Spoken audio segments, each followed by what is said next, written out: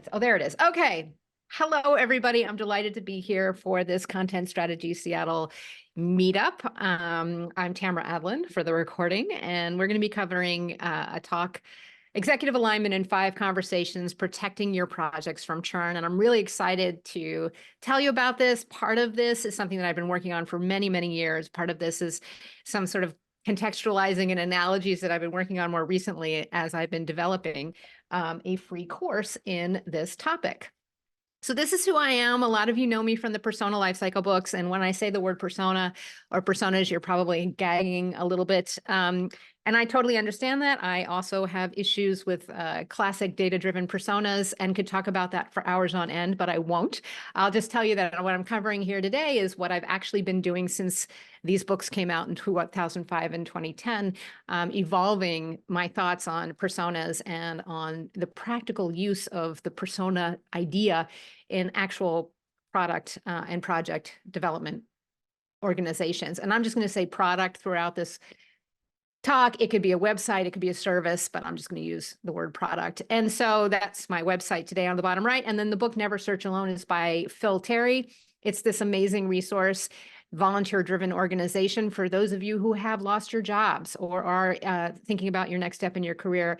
Check it out. It's really amazing. I put my reputation behind it as a volunteer. I really, truly believe in it a lot, and phil.org is there for you as well. So let's talk about churn. Let's talk about churn. From whence comes churn? So I had asked on LinkedIn and then to Ariel and Paula and a couple other people what happens to your projects in the middle of them that causes chaos.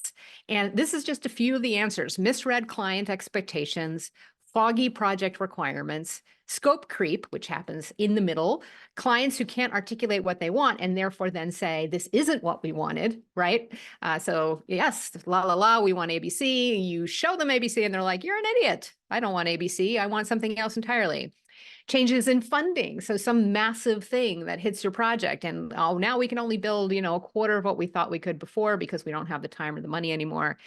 A prima donna on the team who sucks everybody's energy dry, and pressure from engineering or others to just get designs done, or adding someone like us, a designer, a UI, UX person in the middle, thinking that we can just paint our lipstick on that pig and make it better.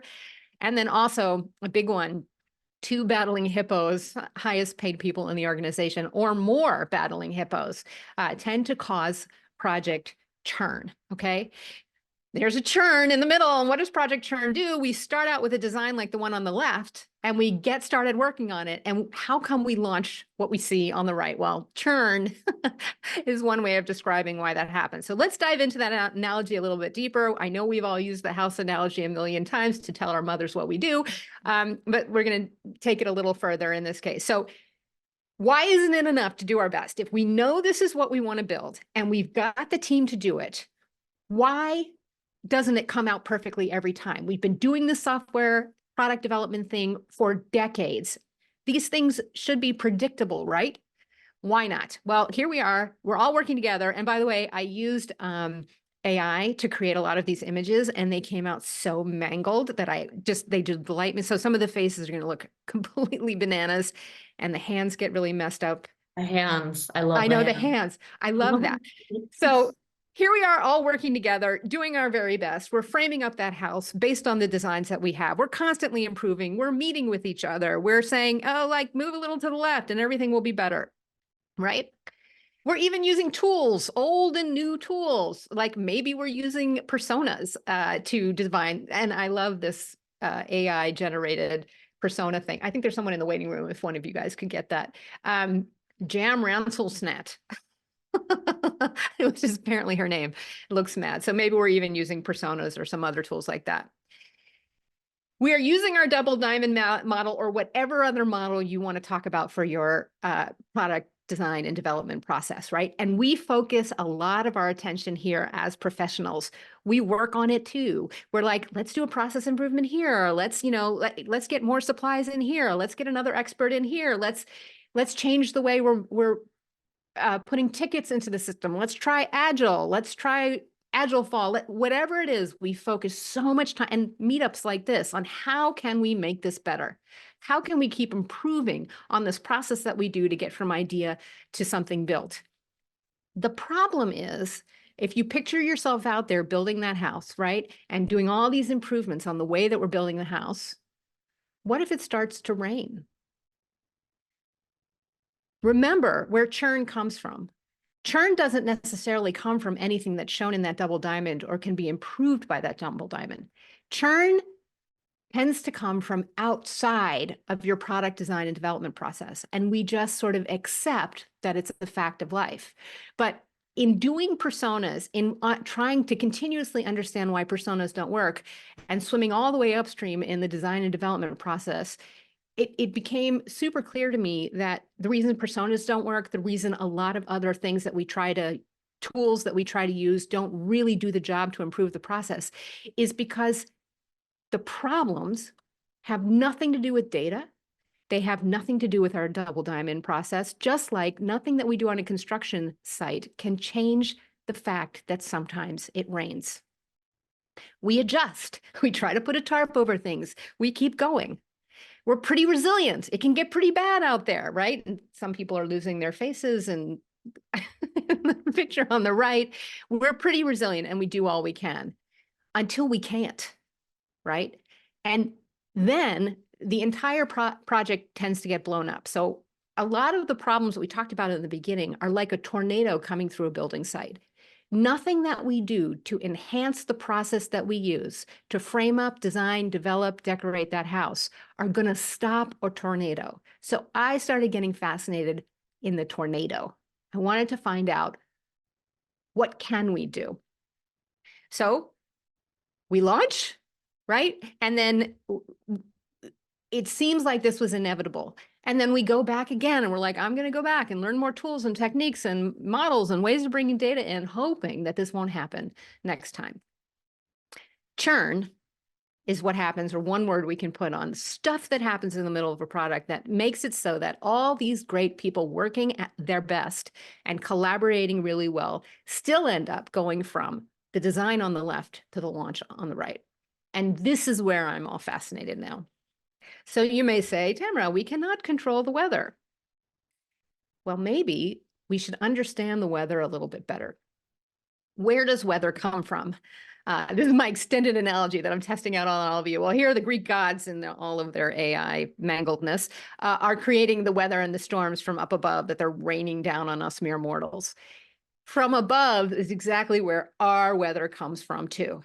Weather comes from above with these, oh my God, look at the faces. I just can't get over it. I mean, like, I'm feeling much more secure about my whole life and job because these are the faces that AI creates.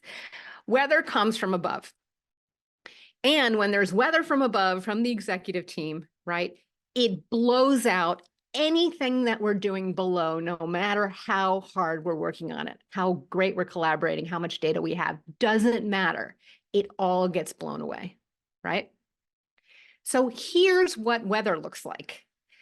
Unarticulated, conflicting assumptions. And by the way, assumptions and opinions are way more powerful than data, even though we think they shouldn't be. If we actually thought about it for a second, we realize data does not change assumptions.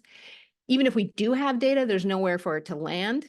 There's unclear goals that can't be measured, overreactivity to the competitive landscape and market trends, politics, power struggles, riskiness of admitting confusion. No one there in that executive team can raise their hand and say, I no longer really know what our business goals are in this anymore, because it's political suicide. Riskiness of sticking your neck out. Someone at this table saying, I think we should do X instead of Y. That's often more risky professionally than it is useful. So on a very personal level, on a very political level, it's C-level people aren't any different than regular humans, except that their entire life professionally is riskier. They don't have any more information necessarily than we do, but they can run into a lot more trouble, even just by trying to make a clear decision. And the deal is that unclear leaders lead to unclear organizations, lead to unclear projects and products. It's just the way it is. It probably sounds pretty obvious to you. But we've gotten so used to it that we don't think we can change it. We don't even try, because how on earth could we, lowly designers or content strategy or whatever, impact the weather in the same way that construction people won't try to impact the weather either, right? It's something beyond our normal range of control. well, what if we can control the weather? So here's the hypothesis I have, is that we can design or write content for or whatever, anything for anyone, as long as we knew what the thing is we're designing in the word anything, and the anyone, who the anyone is. We're pretty good. We can then apply all of our great techniques and we can do something great. Oh, I don't know. I didn't know I had to build on this. So now this stupid thing is building. But anyway, this is my little diagram of what oops, sorry. Oh, it's going to have to do it again. Awesome. Awesome. Okay, it's building.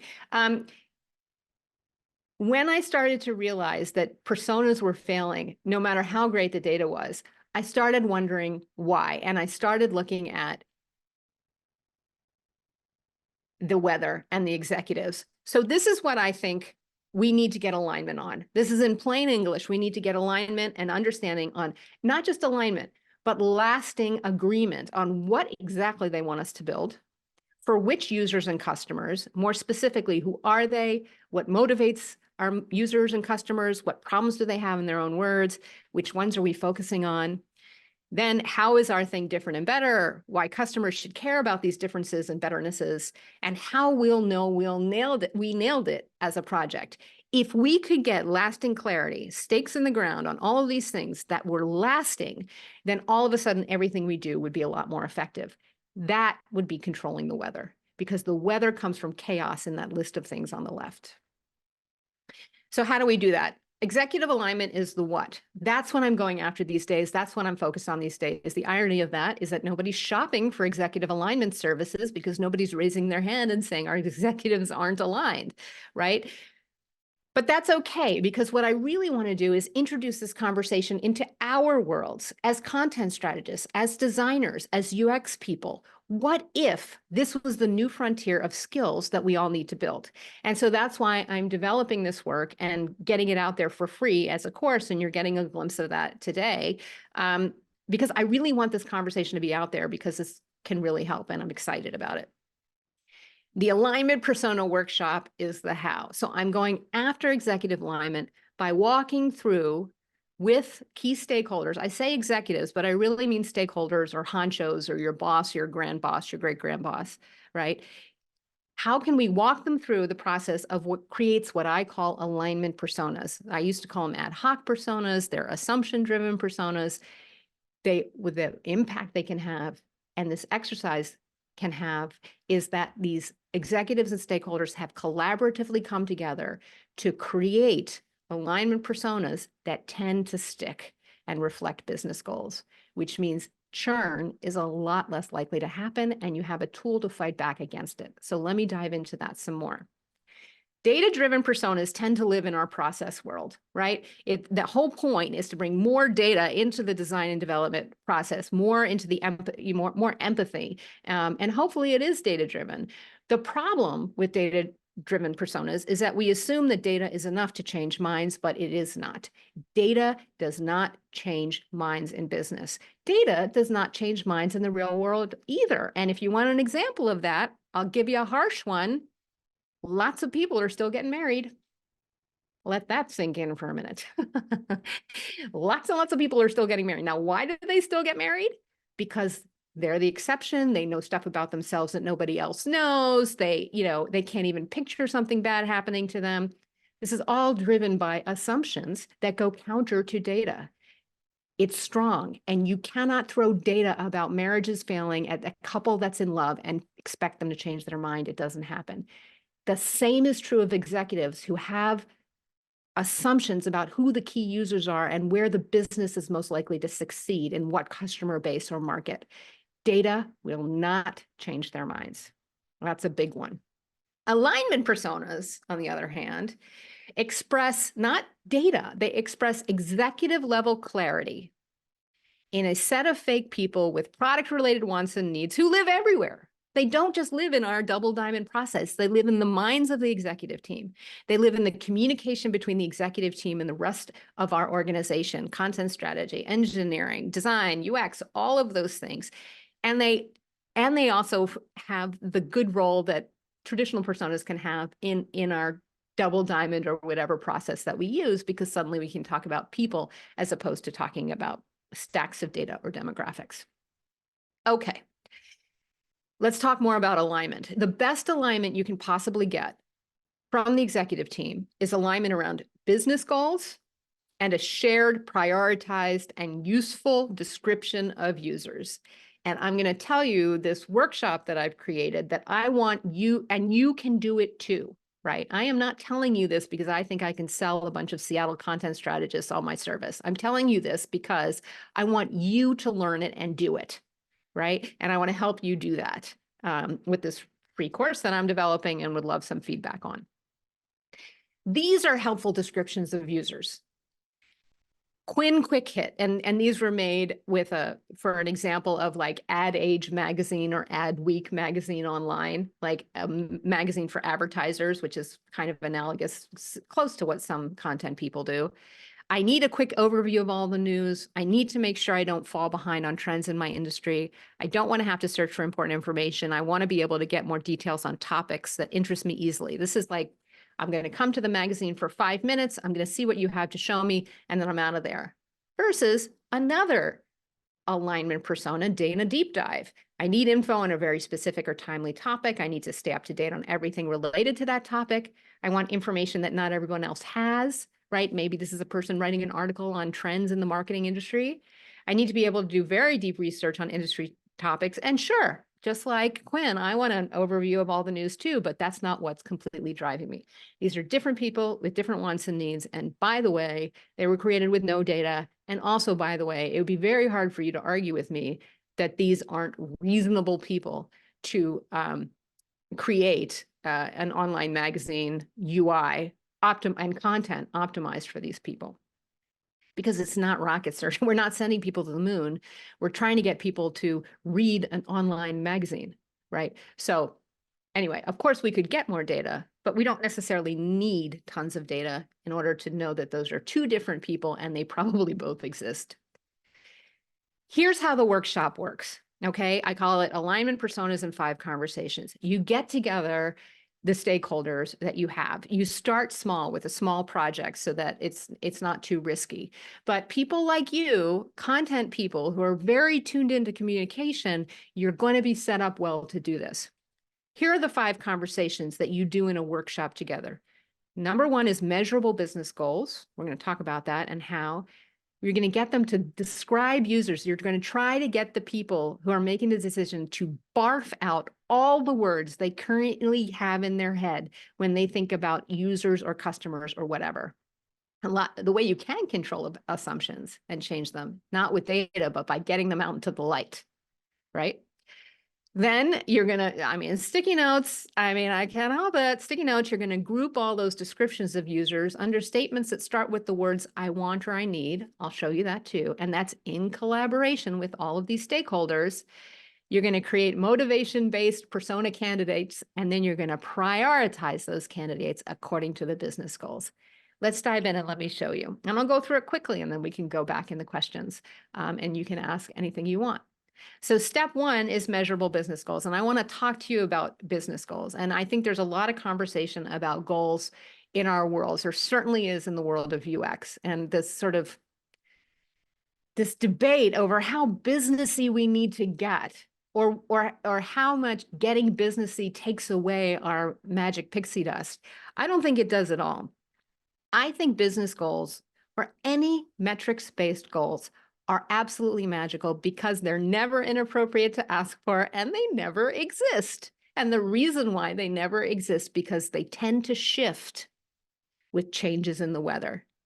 Practically speaking, what I mean by that is anytime 2 or more executives get together in a room or even on a call, goals and priorities can shift and no one writes it down. But it is never inappropriate to say, what are our measurable goals for this project? Right. And I'm talking project level goals, not entire companies, but project level goals. So let's talk about that. If you get a bunch of stakeholders in a room together, why isn't this moving forward? Okay, this is the way I do business goals. And one of the things that you'll hear from stakeholders, we already have these. And I say, okay, well, just humor me. We're going to do them in this format that I want to do them. Business goals, mad-libs. We succeed if we, and then the first word of the goal that I insist on is either increase or decrease, right?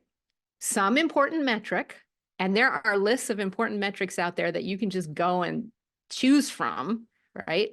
By some actual amount with a number within some time period. And I do this for the project that I'm working on, right? So if I am working on a new feature, I do it like, what are the metrics that will know that this new feature is great, right? Not the entire company. So here's some examples for an online magazine like Ad Age or Ad Week, right? Increase visitors who subscribe, there's the metric, by 20%, there's the number within the first 5 visits. Increase time on site by 50% within 6 months of redesign.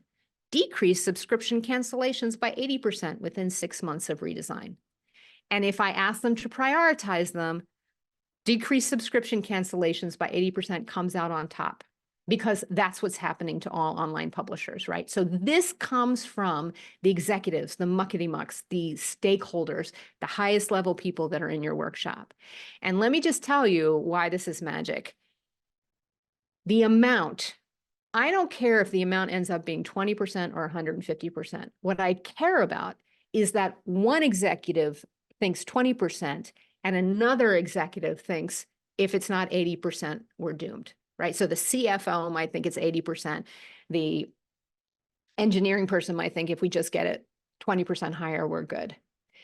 And I don't care where it lands, but I care that they agree on a number, at which point I can say, I can either achieve that for you or I can't. Nobody's going to hold you to these numbers exactly.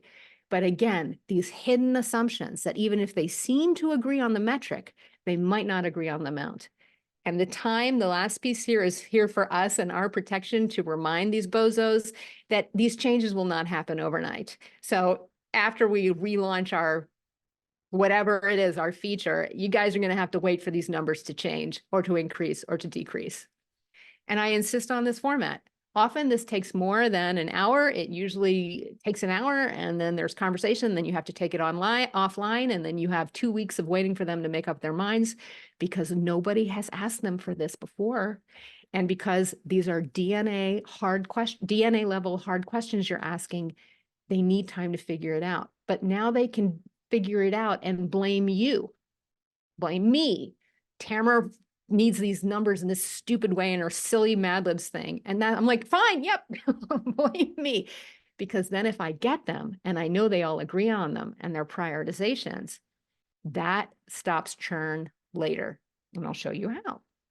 Second step in this process is to describe users. I like to pretend if this feature or function or website or whatever was a building and people were lining up to come in the door, front door, side door, whatever, how would we describe them, right? And so the first step in this is I ask them to just blurt out all the words for users that we might have. Teams, writers, content pros, ignore mice and men, that's from another example.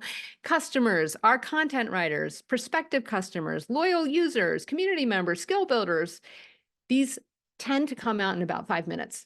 You just ask people to keep throwing words out there for users or customers. Again, you're getting all of that stuff barfed out of their brains and onto paper. Then you leave these up and you do a sticky exercise where you say, I want all of you to take 20 minutes and write a person plus an activity, action, or problem. You leave the stuff up on the left so that they don't get stuck, right? And that's what this looks like. And I know I'm going through this quickly. In fact, I don't even know what time it is. Let me check, do a time check. Oh gosh, good. I am flying, but we You can were go back. great. I am flying. Okay. Yes. So a marketer looking for a new job, a new graphic designer who wants a job in advertising, a subscriber who reads our news section every day, a PR pro looking for ideas on how to handle the challenges of COVID. So they use this list that you put up on a whiteboard, and then everybody thinks it's going to take forever, and it usually takes about 20 minutes. And you can do this in Mural or Miro. You can also do it in person. It's great to do it. And you get them all to just, I tell them, if you were picturing this line of people and you were pointing at them, who are they? And write that on this. Oh, that's a journalist who wants to write an article on media trends. And again, it usually is about 20 minutes, right? Okay. So, real quick, Tamara, back just to Lily wanted to go back one step. Yes. Yes. To Person, this. activity, action, or problem. Yes. So what I've done is I've asked them to blurt out, and I've written down somewhere on Visible all the words that you use for users today in your organization. I ask them to just blurt them out. Yep. And then I say, I want you to create, and I show examples, right? And I give them each a stack of sticky notes, and I say, do things like this. So I would show them this example, right? And so you can see here that a mid-level person, that's like who it is, some description of them, looking for career resources and training, right? A journalist who wants to write an article on media trends. Who are they and why are they here? And what they tend to do is use these words on the left, a prospective customer who's showing up to do whatever, right? A skill builder who's looking to blah. And that's why you leave these up. So you're slowly getting them to articulate more and more clearly, not just the words, but who are they and why are they showing up, right? So you're starting to get them thinking more and more about the moments of interaction with whatever it is you are building. Not about where they're looking for ads, but like when they show up, why are they here? Okay. And then this is me, actually doing one of these things. And this is what it can look like when you have a lot of stakeholders in the room today. And of course, for the past few years, because of the happening, it's been a mural. But again, it's just a bunch of sticky notes, and it's a pretty basic template. I can share that with you, but it's really just a bunch of boxes for different ones of these steps. Okay, the third conversation I call wants and needs. So you have all these yellow sticky notes, and what I do is I say we're going to use a different color. I always use pink. And what we're going to do is group those yellow sticky notes under pink sticky notes, and the pink sticky notes have to start with the words I want or I need. And this is a group exercise. It can be tricky. It gets easier the more you run these things. But what you can see here is the third one in, let's say, a PR pro looking for ideas on how to handle the challenges of COVID, a journalist who wants to write an article on new media trends. We have a sticky note where this group has said, this is really someone who needs info on a very specific or timely topic. It doesn't really matter what that is, but that's the need. I need very specific info on a topic, as opposed to, I want to build my career or I want inspiration. So these wants and needs are also not completely unfamiliar because, again, they're in the domain of your product, the domain of your content, whatever it is. And these are users that your stakeholders have been thinking about, right or wrong, for a long time. So this is I want, I need. And the magic thing about this is the yellow stickies are thinking about users, and the pink stickies are thinking like users, because I want and I need are the words of goals.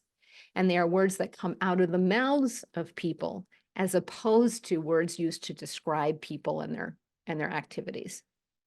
So this can be a bit challenging. It can be challenging to get to the right level of detail, but it is doable. And it does result in distinctions that become interesting to look at. So that's I want and I need. Oh, there it is, right? Out of this comes the hardest part. The hardest part is the candidate personas, which gets easier over time. But what I tend to do is take all of those pink sticky notes and I try to identify individual people based on motivations. And here's the way I do that in my brain. Remember, we talked about all these people showing up at the front door of a building? Well, now imagine there's a concierge inside of that building. And all those people come up to the concierge and say, I want or I need something, right? And the concierge has to decide where to send them. The building is kind of the product that you're building. The wants and needs are the reasons why people show up. And the concierge, if you ask them at the end of a week, how would they describe all the people that came in? They wouldn't say there were 112 different requests. They would say, there's a bunch of people that are brand new. I sent them over to the info desk. There's a bunch of people who have really deep, specific questions about whatever, and I sent them to the 10th floor, right? So what we're looking for here is not specific wants and needs, but one step higher level and motivations that drive those wants and needs. And they tend to end with the letters ERS. That's the way I do it. So I take those pink stickies and once again, we cluster them. And in this case, we found an overview seeker, an inspiration seeker, a career builder, a trend seeker, and something behind the window here that I can't see. I can't see my own slides. Sorry. Deep diver. Deep diver, deep diver. This is more art than science, but again, you're doing this together and you're sort of asking the people in the room, is this the same person or a different person? And a person coming in wanting inspiration isn't really the same person who wants to build their career. It could be the same human being, but at that moment, the concierge would send them two different places. And those motivations become your candidates for alignment personas. It is doable. It is workable, and it's a little tricky the first and second time you do it, but the course is going to go over more details on how to do that. So we came up with Quinn Quick Hit, Ian Inspo Seeker, Carly Career, Trey Trend Hunter, and Dana Deep Dive. And you will always come up with one that is Nancy Newbie. I guarantee you that will always be one of them, and somebody new to your product. Alignment personas are hypotheses. When we go out and collect data, one of the things we usually skip once we're in business and not in 7th grade science is creating a hypothesis. You can treat the alignment personas as hypotheses. Now you know that every executive in that room agrees that these are probably important people who are using the product or site. Now, if you go out and collect data, you can let them know, you know what? Ian Inspo Seeker is going to other sites now. They're never coming to us anymore. Now your data has a place to land. And I know there are problems with collecting data and sort of the results being predetermined by the hypothesis, but this is still better than the alternative because now there's a chance for your data to land.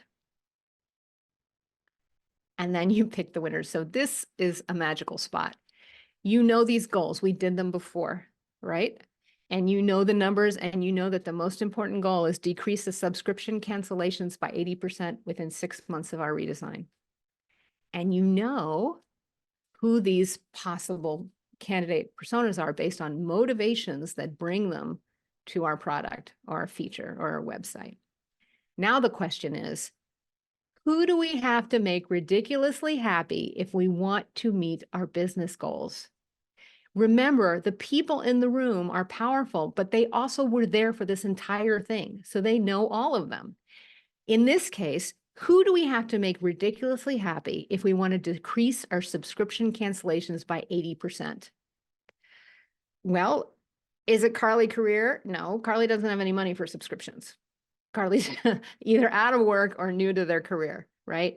Who are the people who really use these deep information websites and who we need to stick around? And then I do something that looks like a spreadsheet and ask people to give out scores, like who do we have to make the most happy? And what happens then is you see disagreements between different executives and stakeholders on the relative importance of the personas. But what you have to do is enable them to have the conversation such that they get to agreement, right? So for example, here now on the left, these are the numbers that we came up with after the conversations, and everybody finally agreed that Dana and Trey were out in the front more than anybody else. And the reason that they was because these are the people who are deeply using exactly the kind of content that the magazine is known for and differentiated by, the deep content that is custom to this magazine, right? People can get overviews anywhere. But if we don't, we got to this magical sentence, if we don't make Dana and Trey ridiculously happy, we won't decrease subscription cancellations. This is a magical sentence. This is what I want everybody to get to. And this is the way to control the weather. because what you've done now, the ones that are in black are, I don't know, my stupid build. Sorry about the build, folks. The ones in black are the ones you've now answered with the sentence. What do they want us to build? Something for Dana and Trey. For which users and customers, we know who they are, we know what motivates them, we know what problems they have in their own words, and we know which ones we're focusing on the most. Now, why is this a magical sentence? Because in 6 weeks, when they come back and they say, we now only have 25% of the budget, but they're all excited on a sexy feature for Ian Inspo Seeker, you can say, shouldn't we be we choose the 25% that we can do based on making Dana and Trey ridiculously happy because we have to reduce the subscription cancellation number. And they are the ones who prioritize that way, not you. They still have the power to say, no, now Ian is more exciting, but at least you know their priorities have switched. This is you forcing the gods to make decisions about the weather before they get started. You're pushing hard questions earlier. And that keeps the weather from changing midway through. So, and then what you can do is you can put yourself in Dana's shoes, in Trey's shoes, and you can look at the website. You can go look at Adweek right now and Ad Age magazines online, and you will see that if you are a trend seeker or deep diver, they're terrible. This was not a project I did. It's a project that should be done. But all of a sudden you can look through the eyes and all the best ways a persona can help you. And you can see, listen, look at all, we have 17 tabs. Dana and Trey don't know where to go. Shouldn't we make up one location for them, one content stream? How can we make their experiences easy? And we can push back on that great idea for Ian Inspo Seeker that somebody's going to come in, which is the equivalent of saying the logo needs more blue or the content needs more ands in it. Ands and ors. So that's where I've come to in my long career with personas and trying to understand the weather. Alignment first and then data. That's what's most critical, because if you can't see assumptions, you can't change them. And the other magical thing is that if you have that magical sentence, if we don't make Dana and Trey ridiculously happy, we won't meet our most high priority goal. You can use that. So here's some results from 2 friends of mine, one of whom's in the audience right now. Andy used this technique, did the alignment workshop with 15 people in the room for a gigantic project that was very political. 4 months later, came back in the same room and talked about what he was doing and how it all tied back to the decisions they made in the workshop. And every single one of them, 15, the muckety mucks, nodded their heads because Andy was able to say, not literally, but here's what we're doing for Dana and Trey, and here's why we're not doing these 7 things for Ian. Imagine your own project. Have you ever had a result like that? Probably not. And Adam gave me an example that he worked with an org that usually took 5 years to get things done, did the workshop, watched them all click into alignment, and was able to launch a new homepage in 3 months under budget. Why? Because when the chaos and the weather came in, Adam could say, we were all there and we have to hit that magical sentence. And they agreed. And suddenly it wasn't about who was the more important honcho. It was about this agreement that they had that was user focused. Yeah. And that's it. Okay. Whew, 6:49. Weather rain. Weather rain. Yeah. Huh. Yeah. So these are the data is critical. It doesn't. Anyway, that's me. That's me. And I am more than happy to answer questions. And I know I flew through this, but I'd be delighted to talk about it. Great. There's, And we have some good questions. So Ariel, if you want to. yeah, I think an interesting point that comes up is what, excuse me, I'm sick. One moment, please.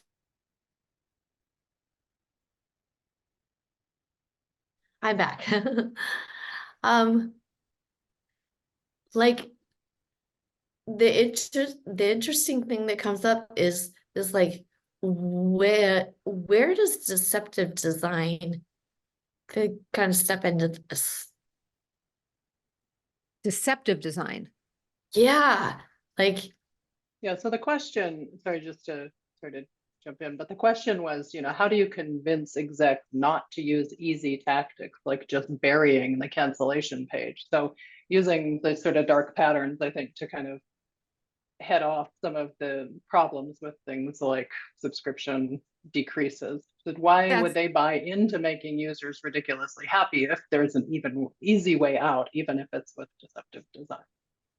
That is a great Well, question, and not something that is automatically solved by this. What I can say, though, is that if everybody does agree on Dana and Trey, and you all say, oh, they're so important, and here are their wants and needs, then you have a chance of saying, look what it does to them when we do this deceptive practice.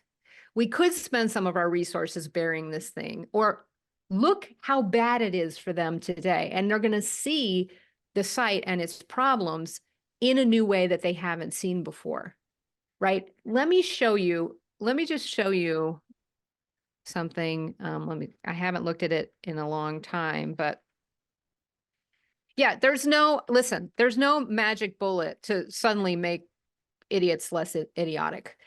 This gives you a way to argue with them and to push back on them that you may not have had before. So let me share my screen with you right now. I just want to show you. This is Ad Age magazine. And I don't think that it's not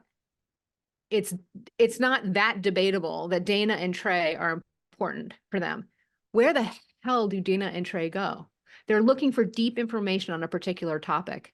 If you look at this yourself, look at all these tabs, like data center, where do they go? They're missing all of this content. Wouldn't it be amazing if there was like a deep dive section and we could make that really sticky and you could suddenly show them an alternative that they could get excited about. And you're able to maybe even bring in some Danas and Treys and let them watch them using the site. I don't know that this is a solution for stopping any of the shitty stuff that happens out there. Yeah. That's actually a good, sorry, just to kind of follow on to that for a second, Tamara, what's your experience with, or can you talk a little bit about, how and when you actually bring in Dana and Trey or bring in real users and validate any of these, the sort of assumptions that you're making?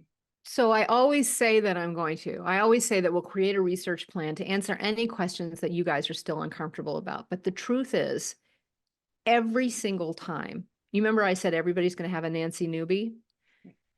Everybody does have a Nancy newbie who hasn't seen their product before. Everybody's going to think that's an important person. You and I and everyone on this call have looked at the product through Nancy newbie's eyes.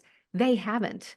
They never took the time and they never prioritized Nancy and never said, Nancy is the key to this business goal, which very often Nancy is. You can then walk them through the site showing the chaos.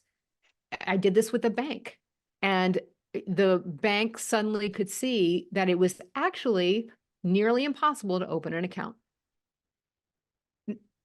It had all been there, but suddenly they could see it in a new way. So your question was, how often do we bring data in? I always say we're going to, but it is so interesting how far decision makers have strayed from the most basic aspects of user experience. And the fact that all of them have agreed on 2 or 3 of them that are important suddenly opens the door for you to show them what's going on for these people. So Yeah, often they're like, we don't need to gather more data because it's terrible for Nancy newbie. and there's so much value placed on walking through that, as humans, like we have to walk through those steps. Exactly. And we have to do it in a way that's safe. So if you consider an executive meeting an unsafe space, you're better off. We've all talked about safe spaces at work. Executive meetings are never safe spaces.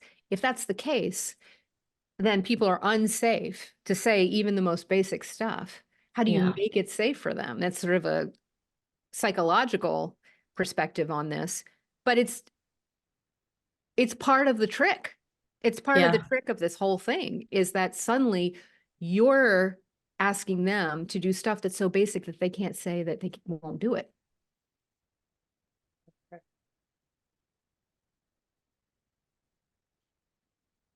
Are there more questions people have? Well, we do have another one other question that I'm looking at right now. What if stakeholders don't agree? Do you require a sponsor that has the last word? So, and the two battling hippos are The battling battling, hippos. which hippo wins? Well, honestly, that is up to them. So if a hippo argument comes to a head, you really can't get in the middle of it.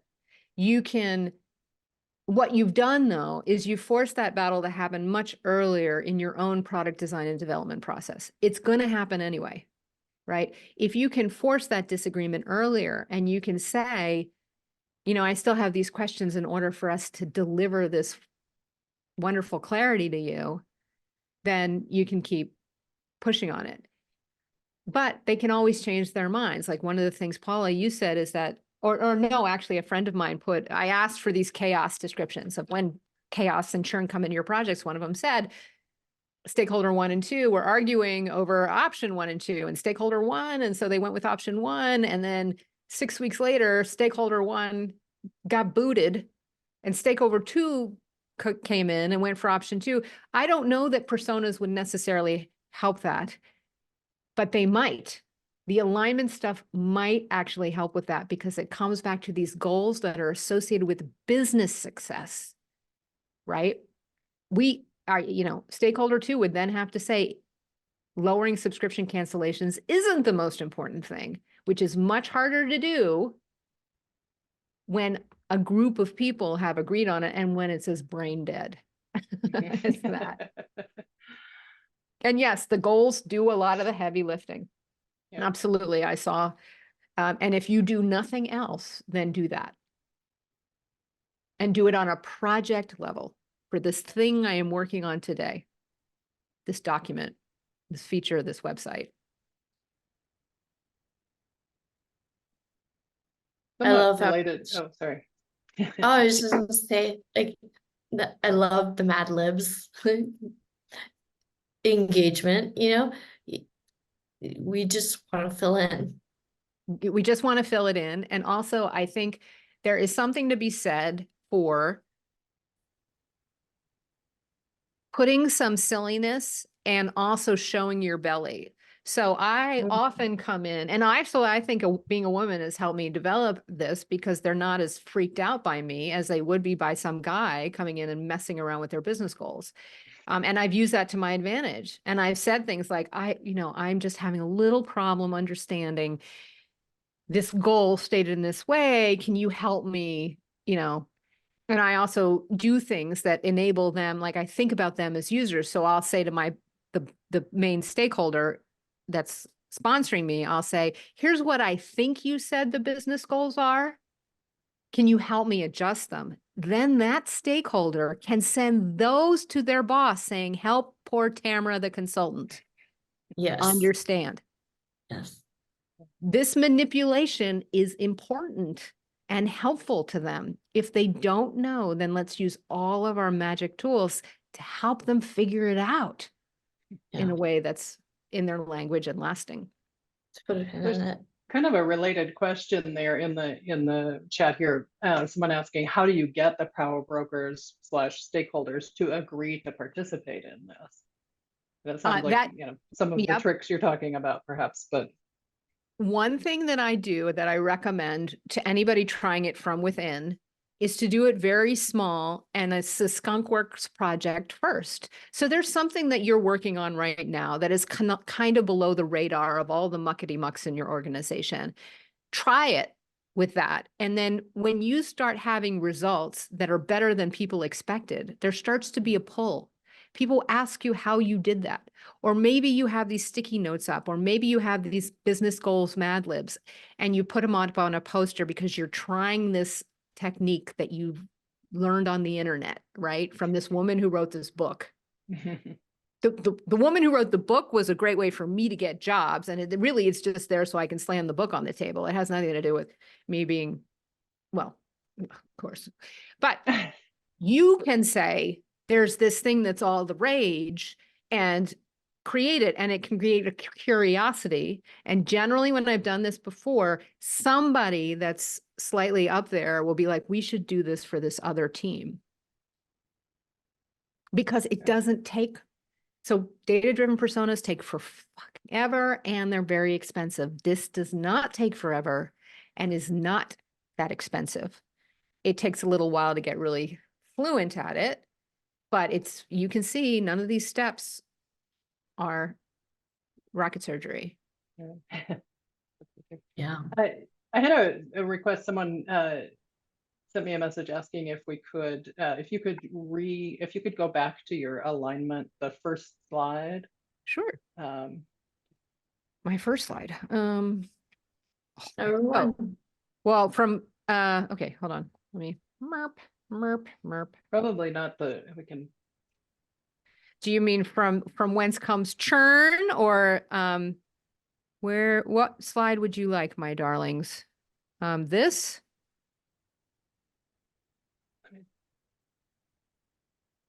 The person who asked, is this what you were hoping to see again? I'm sorry, I scrolled away from the question. So Yeah, I know, I'm looking. well, it was a private message to me, which is why you Oh, weren't okay. able to see it. Yeah. Let me know which question. Tasha, this was, if you don't mind, this was Tasha. Can you elaborate on which specific Yeah, slide or you open wanted up your to see? mic and let me know what can we? Yeah, I may need to unmute. Oh, Those darn robots.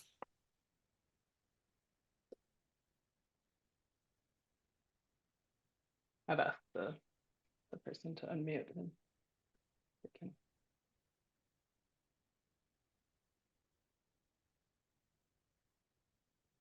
are there any other questions that are coming in that you guys see? Yeah.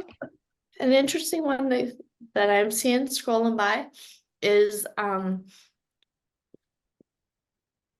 when well, okay, I'm gonna back up. There's when you've got stakeholders and they disagree, right? You've just got a crunch. There's a literal crunch.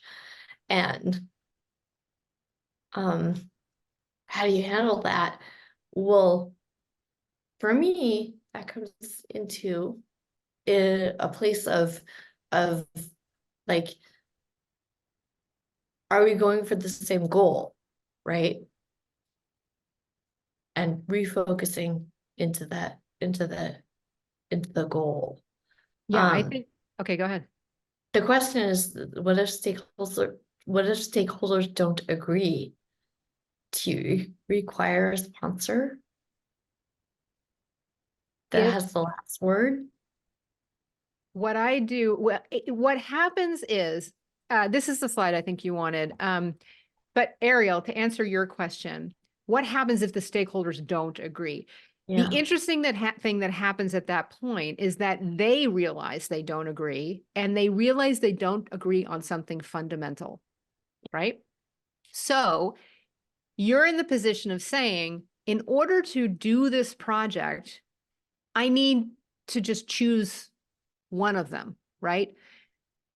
Or have you guys come into some agreement about this? And sometimes that requires the person who is your main point of contact to get into it. But the interesting thing is that these questions are so basic and so fundamental that if key stakeholders feel themselves disagreeing, they realize it's a problem, right? So it's hard for them to just brush it under the rug because now it's on the table.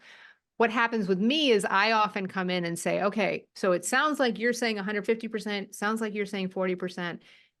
Can we go through this? And then I'll listen. I'll be like, well, what do you guys think about 60%? Does that work? I'll try to negotiate it a little bit for them gently. But they realize that's the problem for the rest of the team. So they don't typically just let it sit.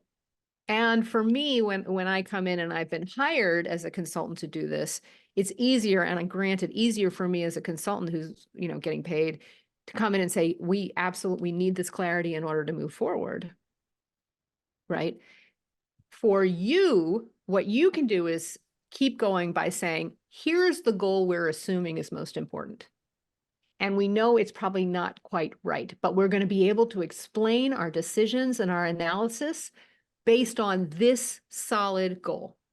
If that changes, we will now be able to tell you what we need to change and the cost of that.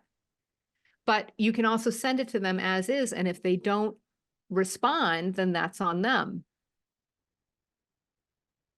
Right? So you can say, because I haven't heard from you guys, I'm going to assume that, decreasing subscription cancellations is critical because we're going to lose $40 million in a year, and that's a lot of jobs. And then they come back and argue or just be silent, but you've let them know. Yeah. Oh. Yeah. Yeah. There's another interesting question here, Tamara, from I believe your friend Omar. Have you ever applied this to internal goals like process improvements, HR initiatives, cost reductions, etc.? 100%. So anything with the user. So typically, if you have it, let's say an HR project, perhaps, or cost reduction, you may be working on a piece of an intranet, you may be working on some kind of process, but what you're then able to say is, who are our users? And there's no reason why alignment personas can't be of people that work with you. Everything has users. I have users. Right now, you're my users, right? When I'm out doing a project, I have users. All of us have users. And so organizations inside of a company like HR or finance, you can also identify the people and the wants and needs that those people have with respect to what you're doing, which is, let's say, a new part of the intranet that is going to help people sign up for changes in their insurance without, help. And there's also business goals associated with that. What numbers have to change by how much so that we know we did a great job on this project? That's the question. And that's where the business goals come from. So we have to drop the number of people calling for hands-on support with insurance changes from 75 in 2023 to 30 in 2024. You can put numbers around anything. For my course that I'm building, I created a goal that was increase the number of LinkedIn posts that have the hashtag alignment personas from 10 in 2023 to 100 in 2024. I mean, that's but you can put a goal around anything, right? Even hashtags. Lily's asking an interesting question. Yeah. And this is an interesting area to dive into. So, excuse me, I'm trying to manage my cough. I know, We're gonna, yeah. So, I think. Sorry, coughing. Users, right? Yep. There's this question mark around, like, who are we making ridiculously happy? Stakeholders or users? Right. And that's kind of an interesting conversation. Like, why do we need to make the business people happy, or why do we need to make the users happy? Well, we have to make the business people happy because we have to make them happy. And the more we can attach what we're doing to things that make business stakeholders happy, the better off we'll be. And by the way, there should be an attachment of what we're doing to business goals. We shouldn't avoid that. We shouldn't. And I think we do. We're like, shifting and shaking around, like, don't shift away from it. Because if you do something great for users, you are, or should be in some way, impacting the bottom line of the company. That's the whole point. Yes. Right. And if you can't do that, then I would question yourself about what is the disconnect there? Because it should be fairly obvious. And since you are asking the business stakeholders what numbers are going to be most important for the business, we might as well choose the things to do for the users to make the users happy that are most tied to the business. Right. And if most of the subscription holders are people who are deep industry wonks, then we should make them ridiculously happy before we try to go get new customers, because they're just going to leak out the bottom of the bucket anyway. Yeah. So it's all more tied than we think. And Lily, you said, if this is a UX process but doesn't address advocating for user needs, who gets the fun job of advocating for the users being ridiculously happy? This is advocating for users' needs. If we made them up, but they are the most basic. There is a reason that this company, your company, started in the first place. That was to solve a particular set of problems for a particular set of people in a particular way that was valuable enough to pay for. It was started to solve a particular problem for a particular set of users in a particular way. That particular problem of a particular set of users is the user focus that you're going for now. Now, the wants and needs that this brings up are very basic and fundamental. Like, I need to do a deep dive on something versus I need to get inspiration. But usually the stakeholders are so far away from even thinking in terms of those very basic things that there's huge value and more user centrism. And honestly, the personas you end up with typically are so obvious that it's painful.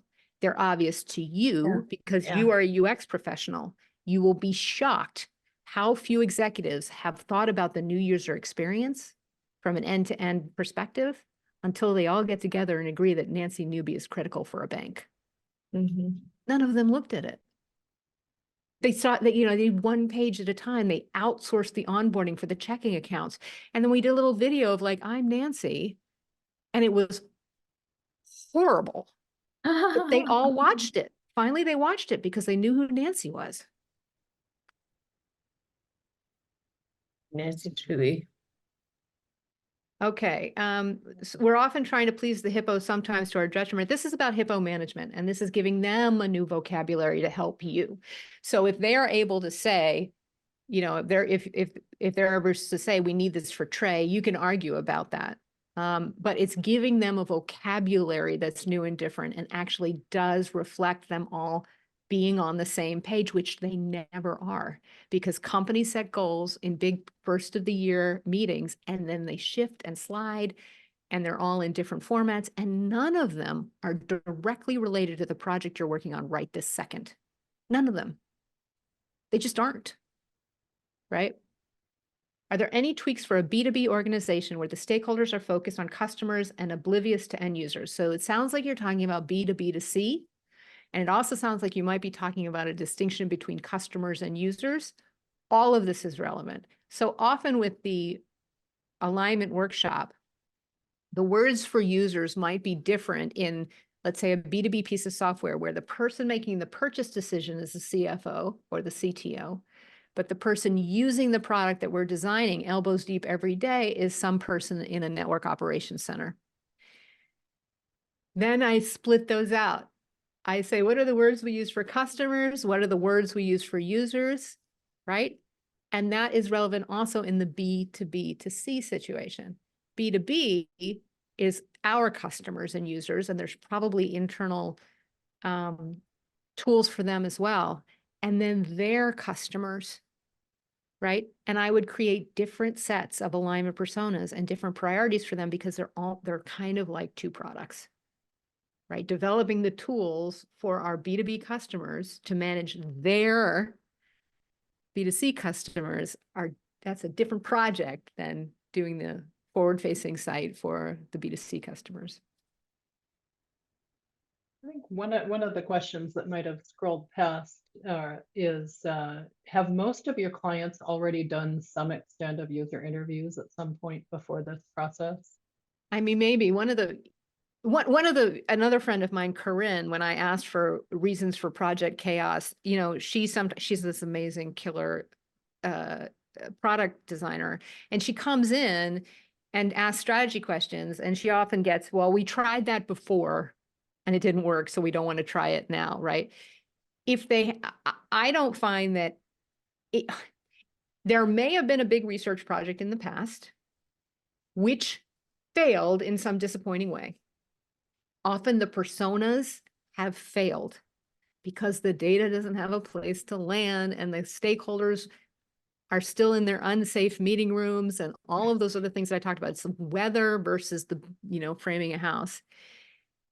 So if they have, you can go back to that now with this new clarity and say, what data do we have about the newbie experience? More often than not, we get to the end of this and they don't care about any of that stuff because the problems are glaring and obvious now that the vocabulary has changed. It's bananas. And I think Andy and Adam's experiences show that it's such a relief to them. It's a relief to the executive to say, we all agree that if we don't satisfy and delight Trey and Dana, what the hell are we doing? Because if we don't change that number, we're out of business. It's such a relief to them. And then you can say, here's what I'm doing for Dana and Trey.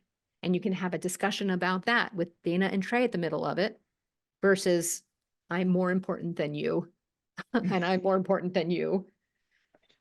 I am right, you are wrong. Yeah. Yeah. Yeah. All right. Any other questions? I'm taking a quick scroll up just to make sure we didn't miss anything. The interest in this, Tasha, the interest in this slide, alignment first, then data. So this is that slide. And I know that this is a little diabolical, but again, we think data is more powerful than it is. If you think back to data collection exercises, they weren't, I bet you they weren't as impactful as you hoped they would be. They were probably impactful for 2 weeks, and then everything slid back to the way it was. Because data should change assumptions, but it does not. Right? It just doesn't. If you have decided that you want an apartment that has a garden for your dog to go out, I can throw as much data at you as I want about like unsafe garden apartments or how people use dog parks instead or whatever. You still want that apartment with the garden for your dog to go out. It doesn't matter what the data is. Strongly held and these strongly held assumptions and opinions come from years, at months or years of being embedded in this business. So they're not completely wrong. That when I was at Amazon, the rule for having a Jeff meeting was you would show Jeff the design exactly the way he asked for it first, then alternatives. Because until you show them, until you mirror back exactly what they're thinking and what they want, they're not open to alternatives. Same idea. Yeah. So another question here. Does this reduce the actual hours of user research and interviews? It can. It depends on what the questions are, right? So I think that you should have a hypothesis before doing research and you should know what you're going to do with the results. Again, every single time the changes are so obvious that, I mean, and the thing is so flawed. So yeah, they can go out now and talk to a bunch of Nancys and see what they want, but they don't even want to do that until they make it less terrible. Like there's so many such terrible experiences, but if they aren't truly terrible experiences, then yes, you can go out there and you can see what does Nancy want this year out of her banking experience? What are Nancy's other options? How do we compare? What about a world where there's now Chime and Bitcoin but now you know what you're looking for. You're looking for where is the piece of what we can offer that Nancy is still really going to love? And will she still love it? It's much more targeted. Right. Yeah, that's great. And then give them a cookie. Give them a cookie. Give them a cookie. Oh. Oh my Give them God. a This is cookie. why I would That's always awesome. bring donuts. You always bring donuts to meetings with engineers. You feed the beast. Yeah. You help them. How can you help them? By being the person who points out and is at fault for the lack of clarity. And that's where this process came from. That raises a question for me, which is, people don't want to hear that their baby is ugly, right? And so, do you have any sort of specific tips that you can share for, kind of helping deliver, the news that, Nancy's really unhappy. She's not getting what she needs, or this experience is really disastrous. Yeah, I tell them they're geniuses for focusing on Nancy and that I'm so excited about their ideas for new features and functionality for Nancy. And I would, I would love to clear the path so that we can really get this to Nancy, which suddenly changes the conversations about using this vendor or that vendor or whatever. What you do is you complement where they want to go. And you ask how you can help them get there. That's great. So, I like that yeah. a lot. Yeah. There's a lot of complimenting. I can even tell a room full of executives that I'm going to blow smoke up their ass and 30 minutes later do it. And they're like, oh. But that's okay with me. You know what? Every single time I do this, you want to hear it like 20 minutes in, oh my God, you guys are getting this so much faster than any other team I've ever worked with. Yeah, humans. Humans. Yeah. I don't know, but I came out of this disliking executives even more than I did at 659. Yes, the egos, but they're manageable and it gets really fun. At least they're predictable, right? They're predictable and they're in a terrible situation, because saying we're going after Nancy or saying we're going after Bob is really dangerous. The game they're playing is different in the same way that building a house is different than the weather. It's a totally different game. And if you start to help them, things start to get really interesting and successful for you. I have sympathy because it's hard and there is so much risk in every single meeting. It's really rough. So my thought was like, I talk about this facepalm moment years ago, like instead of complaining that they don't tell me what they want, I was like, okay, well, maybe I can help them figure it out and use all my magic juju. And that's where this process came out of. Great. Thank you so much for sharing it.